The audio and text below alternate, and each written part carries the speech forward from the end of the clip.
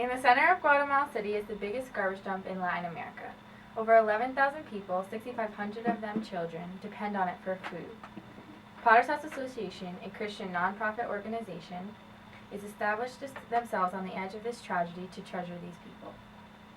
According to my direct research of Potter's House Association through visits and their website, I provide information about this organization that demonstrates a variety of methods through which people of the community can be saved.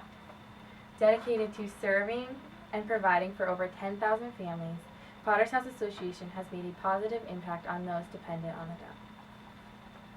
During the minutes that follow, I will tell you how Potter's House Association is trying to decrease the number of people who scavenge in the dump by assisting those who cannot help themselves, by developing them to be confident, successful, and skilled people, and by empowering them to participate in the resolution to improve their personal, family, and community life.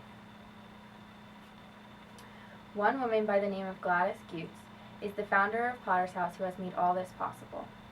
As I talked to her, she described to me her overwhelming sadness by the pain and poverty she saw in filthy children running around, many scavengers digging through the dump for something to eat or just something to sell, and men sniffing glue on the streets or rags filled with oil.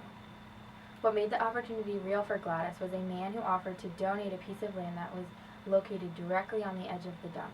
She gladly accepted, and more people got involved, and it grew, and it is what it is today.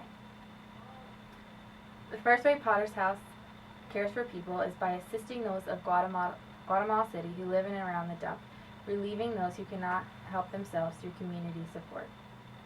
They provide nutritional programs which include a hot meal, the distribution of food, and other necessities to the people. Immediate assistance is offered in case of emergency, and they partner up with churches and other organizations which make building houses, completing restorations, and building stoves or making roofs possible. As of 2010, 23,251 lunches were served and 50 community projects were completed. This is a picture of one of the little boys who we built a house for in Guatemala City. The second way Potter's House helps out is by developing people to be confident, skilled, and successful people. They follow the Bible passage of Jeremiah 18:1-6, which talks about how the Lord can shape the people like a potter shapes his clay into anything he wants. It doesn't matter their circumstances or their surroundings. Following this example, Potter's House offers micro-enterprise programs which make small businesses possible and increase owners' income. They provide education to elementary through university, and they teach Christian principles, and after-school activities are taught.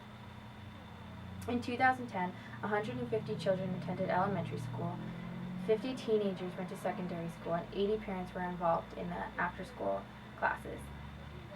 Finally, as Potter's House Association empowers them to improve lives, they encourage personal development.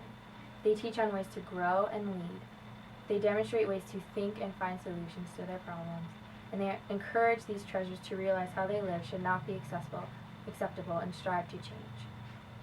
Potter's House promotes the treasures to care about healthy lifestyles.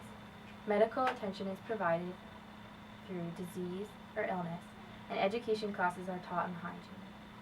According to pottershouse.org, in 2010, 516 patients were helped, 1,185 received medicine, and 3,432 families received cold and flu relief.